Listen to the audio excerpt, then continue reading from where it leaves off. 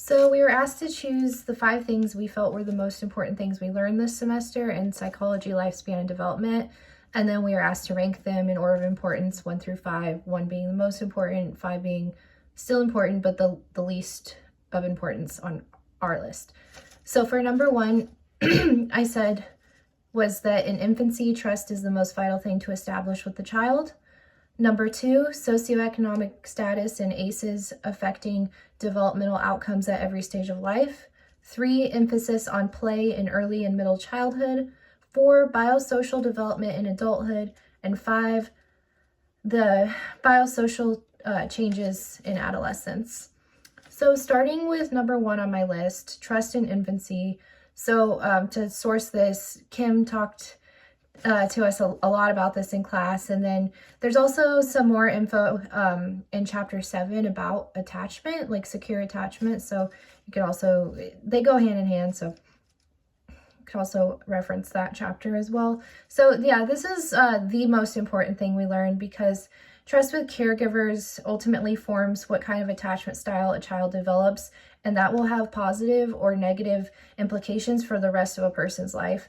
It also puts into perspective where maybe our own parents might have fallen short in this department.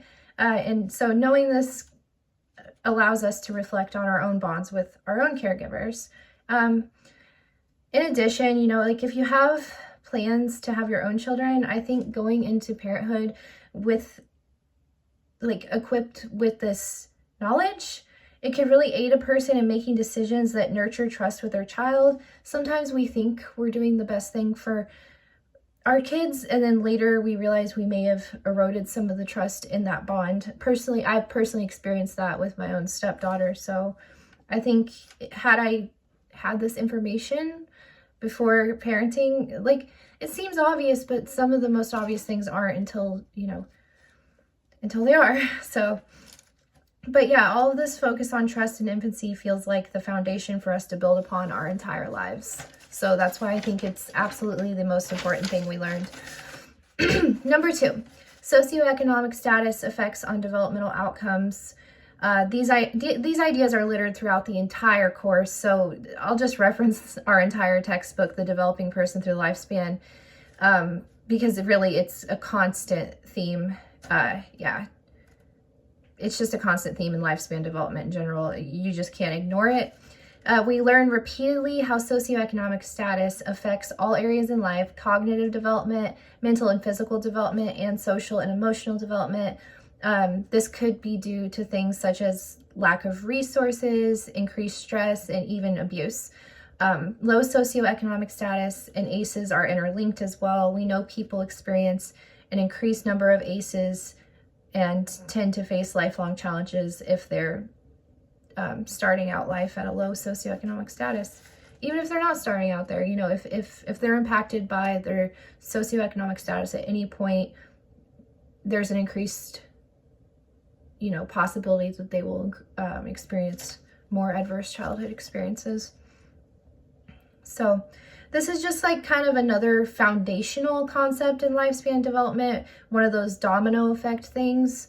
Also, the more you understand the impacts of this, the more empathy and understanding you can have for others, which is extremely important as well, especially if you're going into teaching, healthcare, those types of things, which a lot of us are. So number 3 on my list, the emphasis on play in early childhood. We learned about this in chapter 10 of The Developing Person Through the Lifespan, the 6th edition, psychosocial development. Again, another foundational concept, which is why it's extremely important. Play lays the groundwork for cognitive, social, emotional, and physical growth. Most importantly, though, I recall learning that with the realization in psychology of how necessary play is for development came also cultural shifts in understanding childhood as a whole. That whole false idea that children are and should be treated like mini adults. It just kind of started to disappear. So that is just very important. And yeah, and like Kim said, it's still important for us, even as adults. We should all be playing sometimes. So number 4 on my list is biosocial and cognitive development in adulthood. This is discussed in chapters 20 and 21 of our book, The Developing Person. What's the name of the book? You guys know the name of the book. I said it like 3 times already.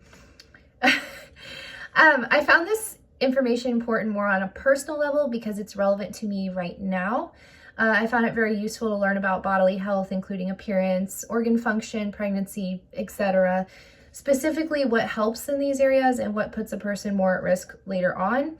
I like to take care of myself as I get older, or at least understand the consequences of my choices and habits right now. So I felt that was important, at least for me.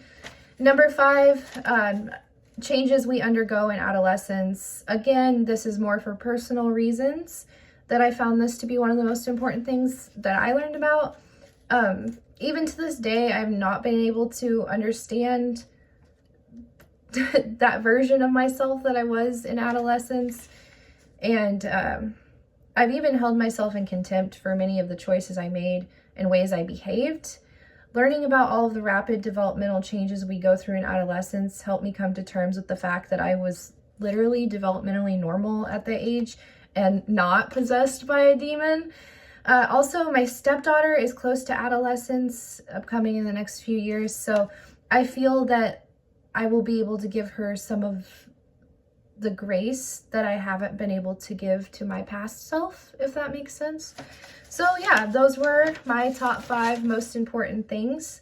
And I'm sorry, I don't think I referenced the chapters of the book that we learned about in adolescence, but I was referencing all 3 chapters that were pertaining to adolescence in The Developing Person Through the Lifespan.